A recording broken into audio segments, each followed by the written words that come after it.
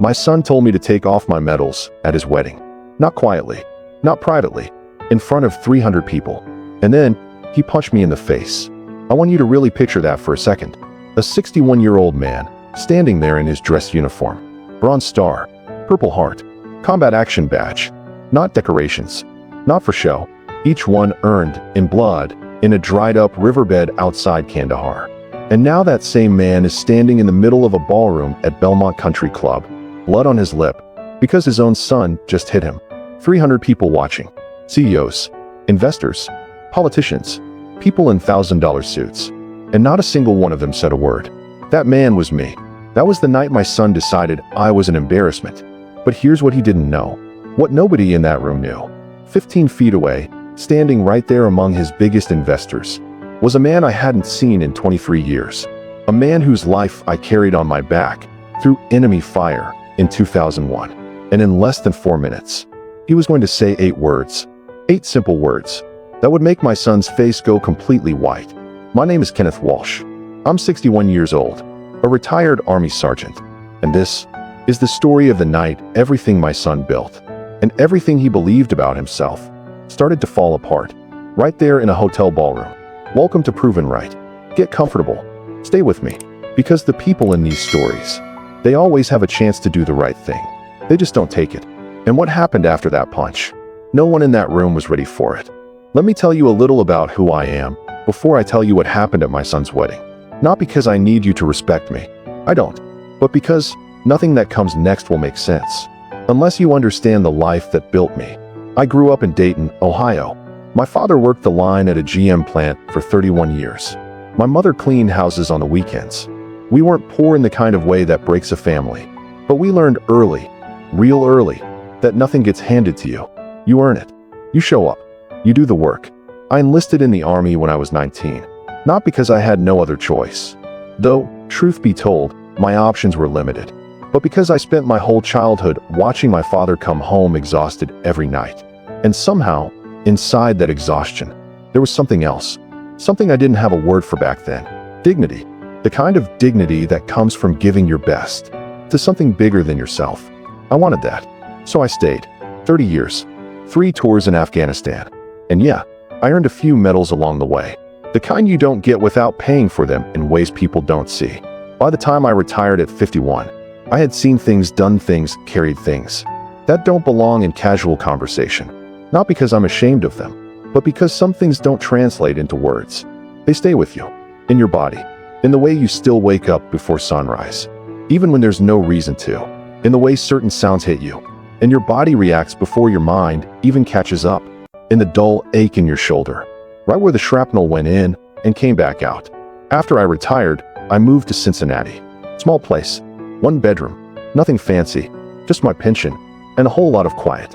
My son Marvin, he lived about 40 minutes away. Big house, the kind of house I couldn't have afforded in 10 years. He built something for himself, and I was proud of him, not the kind of. My son, Marvin Walsh, is 32 years old. He runs a technology consulting firm he started when he was 26, Walsh Enterprises. By the time he got engaged to Melissa at 31, the company had grown to 437 employees with clients across 9 states. I watched all of it happen, but not from the inside, from the outside.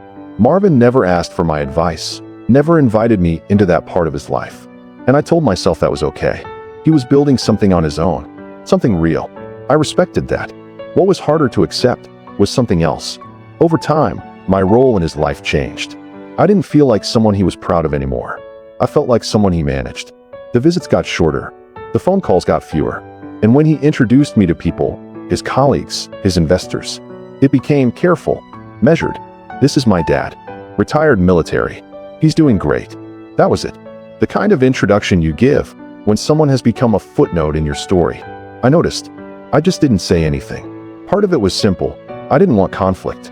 Part of it was something I learned over 30 years in uniform, that the most important battles are usually the quiet ones. The ones that don't announce themselves. And part of it, if I'm being honest, I was afraid. Afraid that if I pushed too hard, I'd lose what little connection we had left. So I did what I thought was right. I showed up when I was invited. I stayed in my lane. I kept my service, my past, to myself.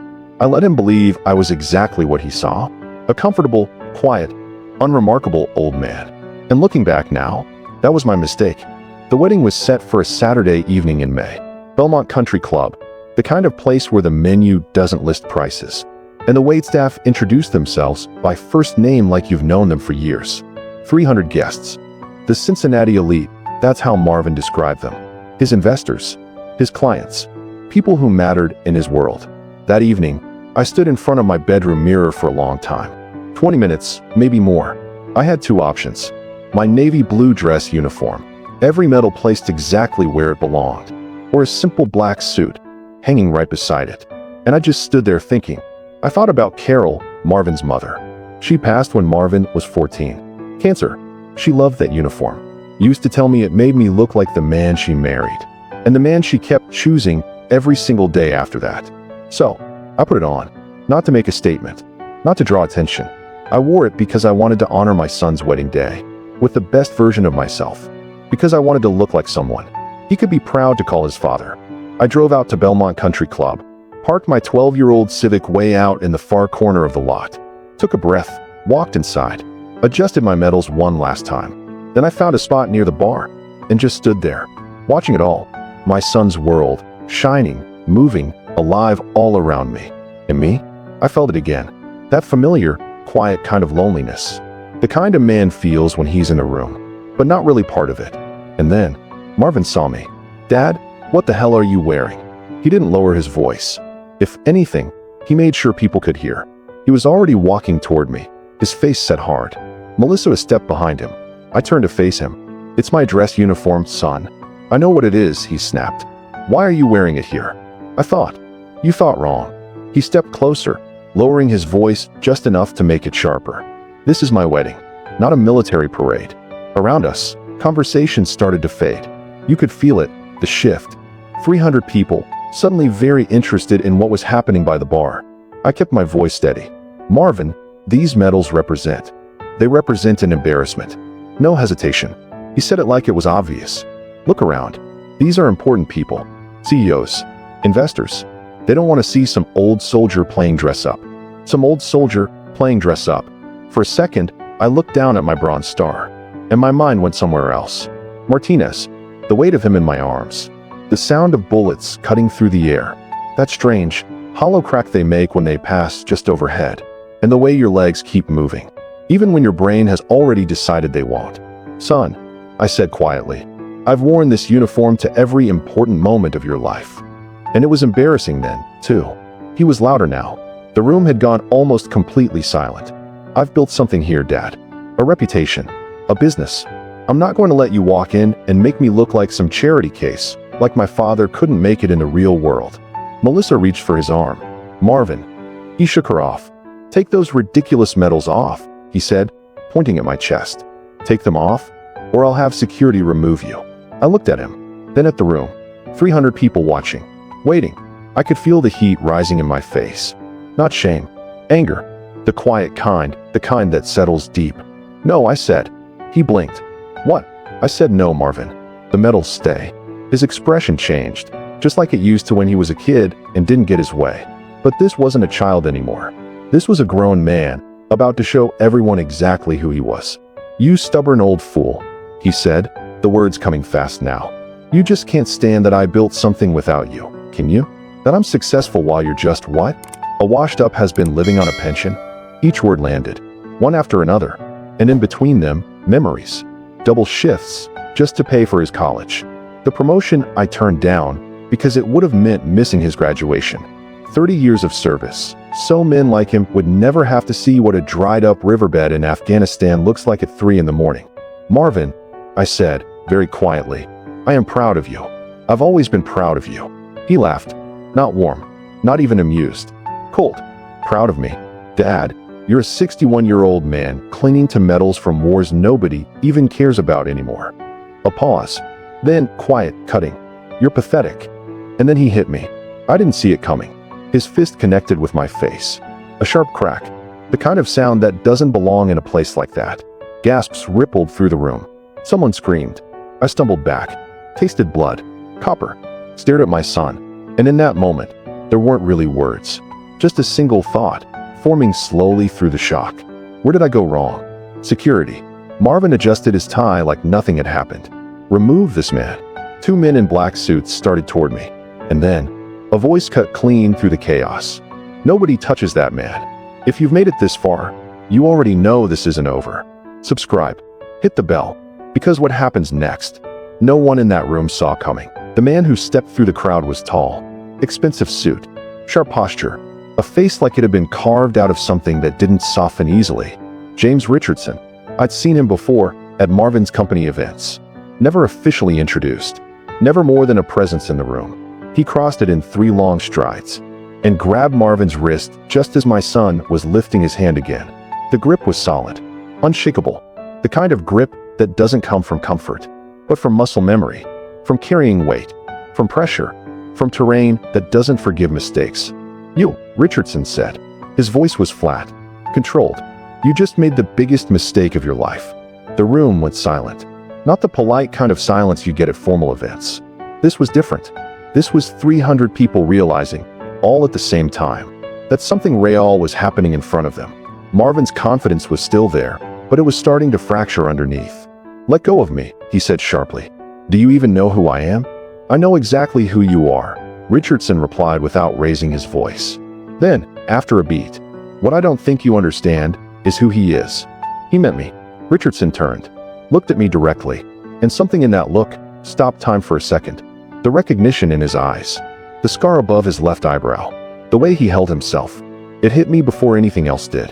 23 years had passed. He was older now, clean suit, civilian hair, a different life written over the old one. But the eyes were the same, steel gray, the eyes of a 19-year-old Marine I once pulled from a stretcher in a field hospital. A kid who had gripped my hand so hard I thought he might break my fingers just trying to stay conscious. Jimmy, I said. It came out barely above a whisper, a name I hadn't said in over 2 decades. Hello, Sarge, he said quietly. A pause. Then, steady and certain. It's been a long time. The silence in that ballroom had never felt heavier. Marvin stood frozen, looking at Richardson, then at me, then back at Richardson again. You two know each other? He finally asked. Richardson didn't look away from me when he answered. Your father saved my life, he said simply. Him, and 22 other Marines. He adjusted the lapel of his jacket, straightened his posture, and for a moment, the entire room felt like it was waiting for something it didn't understand yet. Then, in the quiet of the Belmont Country Club, James Richardson spoke again. September 15, 2001. Forward Operating Base Charlie, 30 clicks outside Kandahar. His voice was steady, measured. We were supposed to be on a routine patrol. Intel said the area was clear. I closed my eyes for a moment. And just like that, it came back. The smell first. Dust. Diesel. That dry, unforgiving Afghan air. Then the sound. It wasn't clear, Richardson continued. We walked straight into an ambush. 50 Taliban fighters positioned in the rocks above us. We were pinned in a kill zone with no cover. A pause. Half the unit went down in the first 30 seconds. No radio contact. No way to call for extraction. Marvin hadn't moved. He was completely still now. We were going to die, Richardson said quietly. All 23 of us. One by one. Until there was nothing left. Then he looked at me. That's when your father stood up. The memory hit harder than I expected. The weight of command. The silence before decision. The knowledge that every life around me was balanced on whatever I did next. Martinez shouting for his mother. Chen trying to drag himself through the dirt with shrapnel in his leg. And Jimmy, 19 years old, rifle shaking in his hands, looking at me like I was the only thing standing between him and the end. Because in that moment, I was.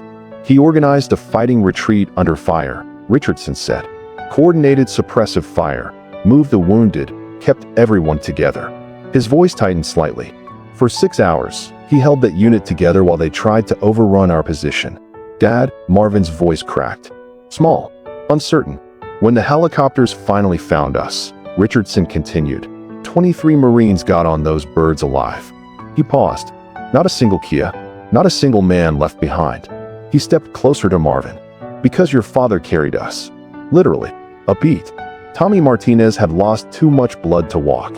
Your father slung him over his shoulder and ran him 100 yards through enemy fire to the extraction point. I could still feel it. Tommy's weight across my back. the heat of his blood soaking through my uniform, that absolute certainty in the back of my mind that neither of us were making it out, and still moving anyway. He took shrapnel in his shoulder and his leg, Richardson said, and he kept going, kept fighting, kept saving lives. Then he reached out and gently touched the medal on my chest, the Bronze Star with Valor, for conspicuous gallantry and intrepidity in action against an enemy of the United States. His hand dropped, the Purple Heart, for wounds received in combat, the Combat Action Badge for active ground combat. He turned back to Marvin. Your father is a genuine American hero. A pause, and you just called him pathetic and punched him in the face. The silence that followed was unlike anything I've ever felt. Somewhere in the room, a woman started crying. Marvin was staring at me now, really staring, like he was seeing me for the first time in his life. Dad, he whispered, why didn't you ever tell me? I opened my mouth, but before I could answer, Richardson spoke again. There's more, he said quietly. A lot more. Richardson reached inside his jacket, pulled out his phone, tapped the screen a few times, then held it up so Marvin could see. Kenneth Walsh, he said calmly. Emergency contact for Richardson Industries. Listed as closest living relative in my will and testament. Marvin went still, his face drained. What are you talking about? Richardson didn't look away from him. Your father saved 23 lives in Kandahar, he said. What he doesn't know, what I never told him, is that one of those lives belonged to the sole heir of Richardson Industries. The words hit the room like something physical. A pressure, a shift, a realization spreading too fast to contain. My grandfather started Richardson Industries in 1947, Richardson continued. Built it from nothing into a $2 billion company. Defense contracts, technology, consulting. When my parents died in a car accident, I became the only heir left. He paused. And if I had died in that riverbed in Afghanistan, the company would have dissolved. 18,000 people would have lost their jobs. Billions in contracts would have collapsed overnight. Marvin shook his head slowly, like he was trying to reject the information before it became real. I didn't die, Richardson said quietly, because Sergeant Kenneth Walsh threw me over his shoulder and carried me through enemy fire. A beat. Because he put a tourniquet on my leg while I was bleeding out. Because he sat beside me in a field hospital and told me jokes just to keep me conscious while the medics worked. And suddenly, it was there again. The memory. Jimmy Richardson, 19 years old, pale, shaking, half conscious from blood loss, clutching my hand like it was the only thing keeping him in the world, talking about his grandfather's company, about responsibility he wasn't ready for, about a future he wasn't sure he'd even live to see. So when I inherited Richardson Industries 6 months later, Richardson said, I made a decision. His voice stayed steady. I would make sure Kenneth Walsh's family was taken care of, no matter what.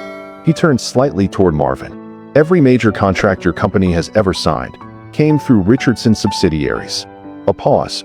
Every investor who backed your startup was someone I personally approved or influenced. Every connection that built your career, I made it possible. The ballroom had gone completely still. Marvin's mouth opened, but nothing came out, because there was nothing left to say that made sense anymore. The Peterson Group, your first big contract? Richardson's subsidiary. Blackstone Capital, your series of funding? I sit on their advisory board. Morrison Tech, your biggest client? We own a significant stake. Melissa froze, champagne glass halfway to her lips. Unmoving. Watching. Richardson's voice didn't rise. It didn't need to. For 15 years, he said, I've been quietly making sure Kenneth Walsh's son had every opportunity to succeed. A beat. Not because you earned it. His eyes stayed locked on Marvin. Because your father did. A heavier pause. In a dried-up riverbed in Afghanistan. Please. Marvin's legs gave out. He sank into a chair, head in his hands. The CEO of Walsh Enterprises. 437 employees. 9 states. Now sitting in a rented tuxedo, in the middle of his own wedding reception, while the entire structure of his life quietly fell apart around him. Richardson wasn't done. He reached into his pocket again and pulled out his phone. Made a call. Patricia, it's James. A pause. I need a formal withdrawal notice drafted for all Richardson Industries contracts with Walsh Enterprises. Effective immediately. Marvin lifted his head. Mr. Richardson, please. I'm not finished. Richardson raised a hand without even looking at him. Also draft an acquisition offer for Walsh Enterprises. Full buyout. Market value plus 20%. All employee contracts and benefits will be honored under Richardson Industries. He ended the call. Silence again. Then Melissa's voice, barely above a whisper. What does that mean? Richardson looked at her. It means that as of tomorrow morning, Walsh Enterprises will no longer exist as an independent company. Marvin blinked. And me? You'll be compensated. Full market value for your shares, plus 20%. A generous severance. But the company, Richardson didn't let him finish, was never really yours to begin with. That sentence hung in the air. Heavy. Final. Irreversible. Marvin just stared at him, like he was trying to find a version of reality where it didn't apply. Richardson continued, calmer now. There is one option left for you. A pause. A management position within the new Richardson structure. Marvin's voice cracked. What? $40,000 a year. No executive title. No stock options. No special treatment. He met Marvin's eyes directly. You'll learn how to earn what you have. The room didn't move. No one breathed the same way anymore. Melissa left 3 weeks after the wedding. She didn't stay for explanations. The house went with her. Then the cars. Then most of what was left in the accounts. Marvin signed everything without arguing. By June, he was living in a studio apartment, riding the bus to work, learning what most people figure out in their 20s. I stand on the deck of a small cabin overlooking Lake Texoma every morning now. 2 bedrooms, 1 bathroom, a kitchen just big enough for a man who finally learned how to cook for himself. I bought it with part of the settlement money Richardson insisted I take, despite every protest I made. It's not payment for Afghanistan, he told me, pressing the check into my hand. It's compensation for 23 years of watching your sacrifice go unrecognized. Jimmy Richardson comes out here most Saturday mornings. He brings coffee from the diner off the highway and sits in the chair beside me. And we talk about things we spent decades not talking about. The nightmares that still show up without warning. The sounds that still make you flinch for no reason. That strange, complicated weight of being the one who made it out when others didn't. Last week, he told me Marvin had applied for a position in Richardson Industries' management training program. Senior level, 2-year track. Real opportunity. He didn't mention you once in the application, Richardson said. No leverage. No reference to our history. Nothing. Just his qualifications and work record. I let that sit for a moment. What are you going to do? I asked. Let HR handle it like any other candidate, he said. If he earns an interview, he gets one. If not, he doesn't. I nodded slowly. Fair. That same morning, I got a text from Marvin. He still gets my new number through Richardson sometimes. It said, Dad, I got a promotion. Assistant manager now. Thought you'd want to know. I stared at it for a long time. Assistant manager at someone else's company. For a man who had been CEO at 32, it would look like a fall. A hard one.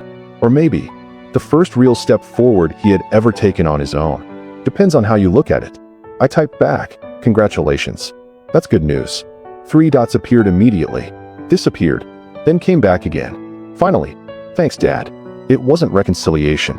It wasn't forgiveness. It was something smaller, but real. Acknowledgement. And honestly, that was more than we had 6 months ago. He texted again 2 weeks later. Dad, would you maybe want to have coffee sometime? Just to talk? I read it once, then again, and I showed it to Richardson. He looked at the message for a long moment, then handed the phone back without a word. What do you think? I asked him. He exhaled slowly. I think coffee is just coffee, he said. It doesn't obligate you to forgive anything, or fix anything, or be anything other than who you are right now. I thought about that, then typed back, Saturday, 10 a.m. Denny's on Highway 12. The reply came almost instantly. I'll be there. Thank you. Saturday came. I got there early, ordered coffee, sat by the window, and watched the door. Marvin walked in at exactly 9:58. No tuxedo, no expensive suit, just a plain flannel shirt and jeans. He looked different, not just in how he dressed, but in how he carried himself, like someone who had lost something big and was still trying to figure out what parts of himself were left. He paused when he saw me, then walked over and sat down across from me. For a moment, he didn't say anything, didn't order anything either, just looked at me. Thank you for coming, he finally said. You asked, I replied. That meant something. We talked for 2 hours. Not about the wedding, not about Richardson, not about the company, none of that. He asked me about Afghanistan, about the Marines I served with, about Martinez, about what it feels like making decisions when everything is falling apart and there's no time to think. He asked like he genuinely wanted to understand. Not perform it. Not impress anyone. Just understand. So I told him, not everything. Some things don't really turn into words cleanly. They stay somewhere deeper than language. But I told him enough. Before we left, he stayed seated a moment longer. Looked at me. I'm sorry, Dad, he said quietly. Not just for the wedding. For all of it. For the years I treated you like a footnote in my life. I looked at my son, and I saw, for a moment, the boy he used to be. The kid who would sit on the floor and polish my boots on Sunday mornings. Who used to beg me to tell him stories about brave soldiers. About doing the right thing when it cost you something. I thought about where that boy went, and whether there was still enough of him left in the man sitting across from me to build something different, something better. I didn't have an answer yet. I know you are, I said finally. We walked out to the parking lot together. He went to his car. I went to mine. I drove back to the cabin, stepped out onto the deck, sat in my chair. The sun was high over Lake Texoma. Eagles were moving low over the water. The lake kept doing what it always does, moving forward, completely uninterested in what came before, fully committed to what comes next. Here's what I know at 61. You can't force someone to understand what they're not ready to see. You can't demand respect before it's been learned. And you can't rush recognition. Sometimes the only thing you can do is let the truth exist. Let it sit there, quiet, unchanged, patient, and trust that, eventually, the right person will look at it clearly. The sun shifted over the water. Jimmy Richardson would be by in the morning, coffee from the diner, 2 chairs on the deck, no need for explanations. And maybe on Saturday, a son who was finally starting to understand what his father had always known, that nothing worth having comes without cost, and nothing earned honestly can ever truly be taken away. Thank you for spending time with this story. If it reached you in a real way, leave a comment below. We read everyone. Subscribe, like, and share it with someone who needs to hear it. And we'll see you in the next one.